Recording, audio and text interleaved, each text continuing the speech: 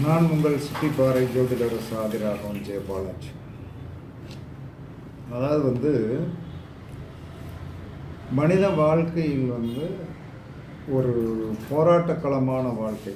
ஜாதகம் சரியில்லை, ஜாதகத்தை எங்கே போனாலும் நாம் சரி பண்ண முடியல, நமக்கு அந்த தாற்பயம் இல்லை.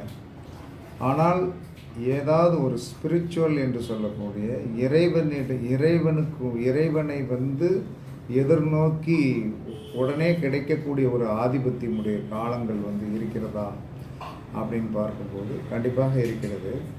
அந்த காலம் என்ன சொன்னார்னா இரவு 3:36 மணிலேருந்து ஒரு 24 நிமிஷம். இது சூரிய உதயத்திற்கு தக்கன கொஞ்சம் மாறுபடும். 6 மணிக்கு சூரியன் உதயம் அப்படின்னா நீங்கள் 3:36 இரவு 3:36 கரெக்டாக பிடிக்கலாம். சூரிய உதயம் 6:15 அப்படின்றது இந்த 3:36ஓட 15 நிமிஷத்தை நீங்கள் கூட்டிக்கிடணும். அப்படி கூட்டிக்கிடும் போது தான் என்ன சொன்னேன், எப்படியும் உங்களுக்கு சூரிய உதயம் அப்படிங்கிறதுலேருந்து சூரிய உதயம் 6 மணினா 3:36, இரவு 3:36 கரெக்டு. 6:05 அப்படின்னா என்ன சொன்னேன் 3:41 ஸ்டார்ட் ஆகும். 6:10 3:46 ஸ்டார்ட் ஆகும். இப்படி நீங்கள் டயத்தை சூரிய உதயம் 6 மணின்னு மட்டும் இருந்தால்தான் நீங்கள் 3:36க்கு முன்னாடி எந்திரிச்சு நான் சொல்கிற டயத்தில் வழிபாடு பண்ணணும். சூரிய உதயத்தை எத்தனை மணின்னு பஞ்சாங்கத்தில் பாருங்கள். 6 மணிக்கு மேலே இருந்தால் அந்த 6 மணிக்கு மேலே உள்ள டயத்தை இந்த 3:36ஓடு சேர்த்து கூட்டுங்க.